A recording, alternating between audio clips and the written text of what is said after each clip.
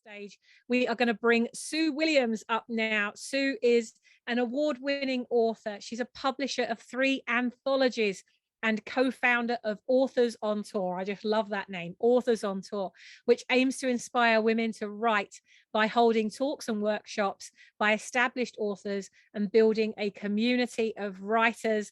I think we need, what a feeling. Oh yeah, Sue, we're making our way in the world. Authors on Tour, absolutely love that name. Sue, come up onto the stage. Welcome, welcome, welcome to International Women's Day 2022. Thank you. And I was expecting paperback writer there.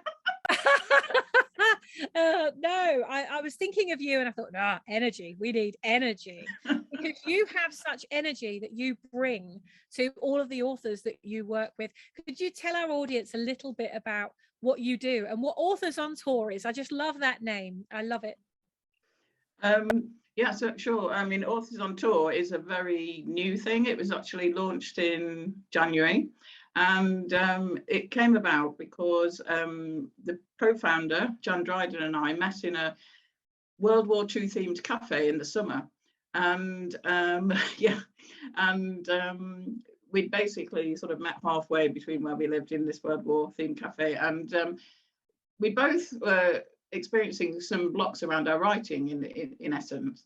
Going to this cafe, and I think it was a combination of the fact that it was an inspiring location because there were all sorts of, you know, colourful and interesting things in there, and we put the hats on, you know, the army hats and RAF hats and things like this, and explored our creativity and had conversations. And we were basically saying, you know, wouldn't it be great if we could hold events in all sorts of different inspiring locations. I think there is that sort of sense of adventure about it, and you know, getting away from your normal environment inspires creativity. So that's really kind of how it came about, the idea. I mean, prior to that, you mentioned I'd published 3 anthologies. I've already, I suppose, been working with women quite a lot around sharing their stories. It kind of began when I took early retirement from work, and I was doing a lot of networking at the time. And I'd had a careers background, but I hadn't really come across many entrepreneurial women. And as I was going around these networking meetings, I was thinking, wow, there's all sorts of really inspirational women, and they've got all sorts of, you know, interesting backstories, inspiring stories to share. And one of the things I'm a connector, and also I like showcasing other people basically, and kind of, you know, seeing the potential in them, that kind of thing.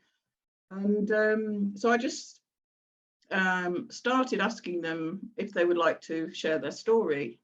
I guess prior to that, I'd actually I'd started journaling myself because I hadn't been writing, and I'd been doing the morning pages, which is something that comes from The Artist's Way, a book by Julia Cameron.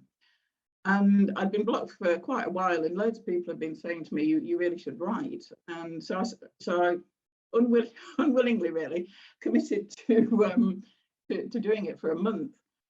And after about 10 days, I was absolutely amazed because my writing started to come out in rhyme automatically. And I started writing about knights in battles, swords flashing, metal crashing, and all this kind of stuff. And I was kind of like, whoa, where's all this coming from? So it was a combination, I guess, of getting in touch with my own creativity. I was only talking to somebody today at an event actually about how sometimes, you know, that can be really crushed early on in our lives. And I was recalling going to see the school careers advisor when I was 15 or something. And having been a careers advisor myself, I know one of the criticisms of careers advisors is that they're not challenging enough. But unfortunately, as luck would have it, the one I had was very challenging. And the first question she asked was, what do you want to do? And I said, I think I want to be a journalist. And she said, do you think you'd have the confidence to work amongst the cut and thrust of the red tops on Fleet Street?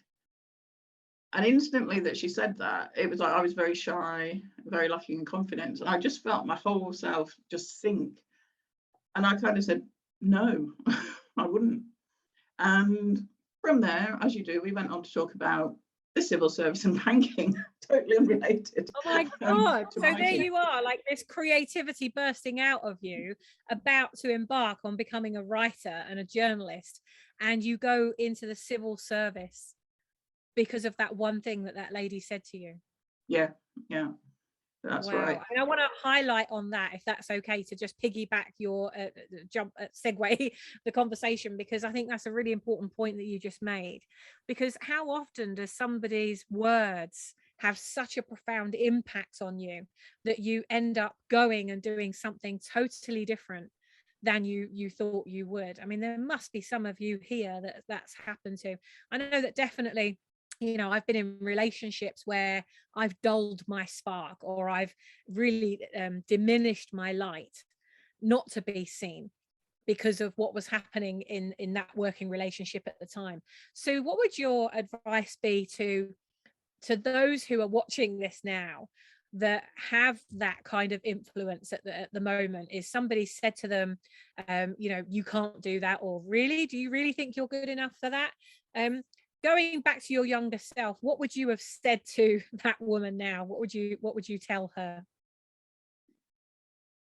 I think one of the things is about actually being more curious in a way, and asking the right questions, because I just took her to her word, really, and a lot of us do that. And I think, and somebody earlier was talking about conditioning and the way we're led to believe certain things in life.